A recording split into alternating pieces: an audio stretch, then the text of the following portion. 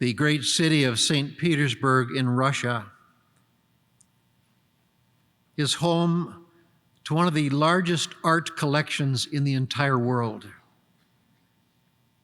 The Hermitage Museum was founded in 1764 by Catherine the Great, the last empress of Russia, and an unrivaled patroness of the arts.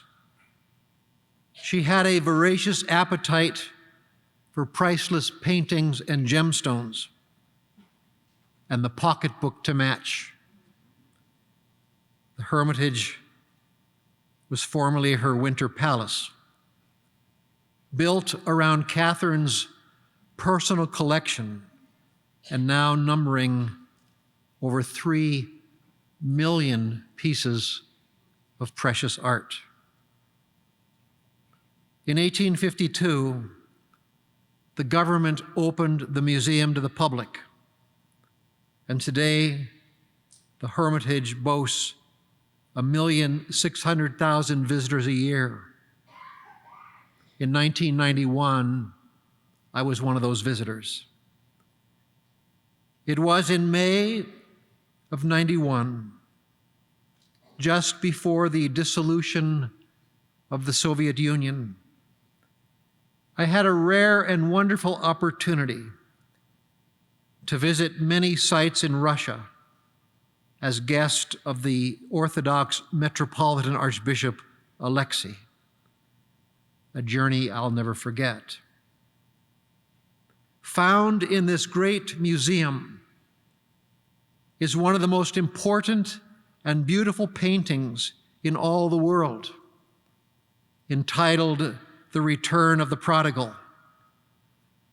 It was painted in 1667 by the greatest Baroque artist of all times, the unparalleled 17th century master, Rembrandt van Rijn.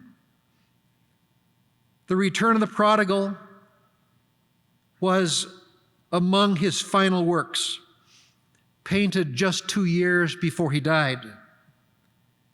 Art historian and scholar Jacob Rosenberg of Harvard University opines that this is not only Rembrandt's finest works, this is the greatest picture ever painted.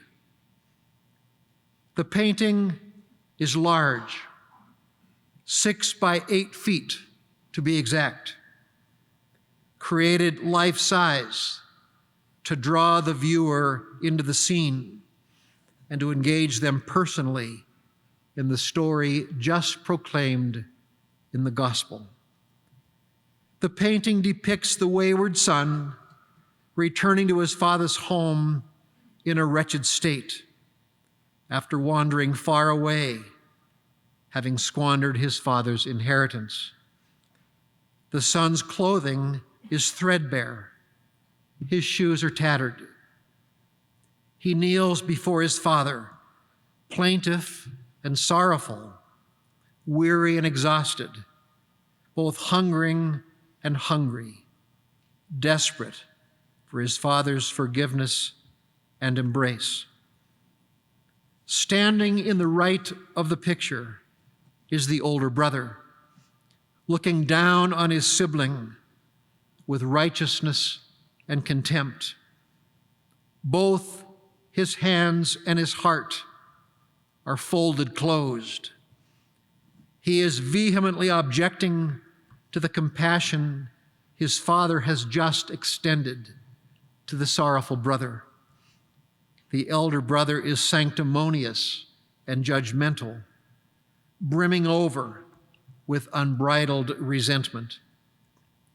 His words are cold and off-putting as he says to the father, "Behold, these many years I've served you, and not once did I disobey your orders. Yet you never gave me even a kid goat to feast upon with my friends. But when this son of yours returned, who swallowed up your property with prostitutes, for him you slaughtered the fattened calf." It's noteworthy that he does not say my brother, but rather this son of yours, a phrase that punctuates the disdain and contempt he had for the younger.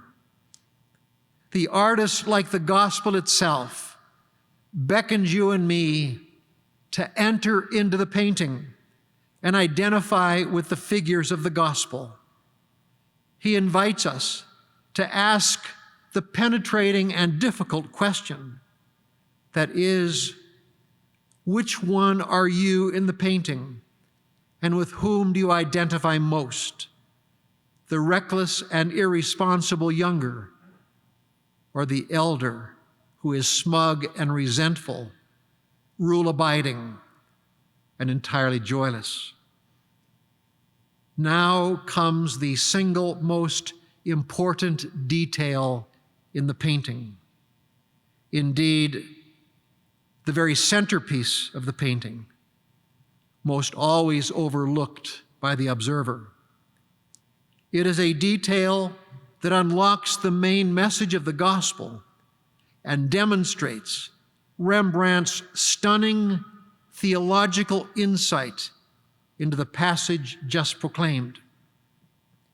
Look closely at the Father's hands.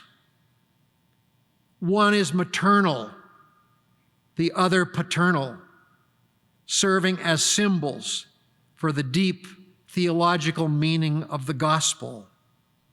You are looking at the hand of a woman and the hand of a man, a maternal hand that represents the maternal quality of mercy, called in Hebrew Hesed.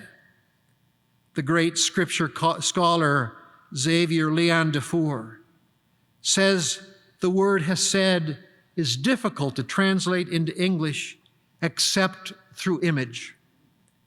Picture, therefore, the image of a mother gazing lovingly into the eyes of a newborn child as she holds her baby close to her bosom in a tender embrace. In envisioning the image, you experience the meaning of Hesed. The other hand is male, denoting a paternal meaning in mercy. In Hebrew, the word rachamim. Dufour writes that rachamim is best explained by the look you find on the face of a young father as he walks hand in hand with his child, overcome by indescribable feelings of endearment and protection and tenderness and silent affection. These are the hands of a father who had anxiously awaited the return of his son and ran out to greet him and cut off his speech of sorrow as his son came back from the dead. In a word, this is not a painting called The Return of the Prodigal, but rather better named A Merciful Father, our Father, who has called us by name and rejoices even today when we return to his heart and his home, no matter how far away we have wandered, no matter how righteous or resistant our hearts have grown. The scripture enjoins us to be merciful as our Father is merciful. Become, in the words of John Paul, practitioners of mercy, dispensing the medicine of mercy with careless abandon to those who have caused us hurt or grief or pain. So too, let the church serve as the domicile of mercy, the heart and the home of forgiveness, as one of the greatest gifts we can ever accord the people we're sent to serve. In the doing, I paraphrase the words of Shakespeare, that the quality of mercy will then fall like gentle rain from heaven. It will be twice blessed, blessing the one who gives and the one who receives. let the quality of mercy fall like rain from heaven in your lives, in your parishes, and certainly in this diocese. The psalmist said it forcefully and well. Give thanks to the Lord, for he is good, and his mercy endures forever and ever.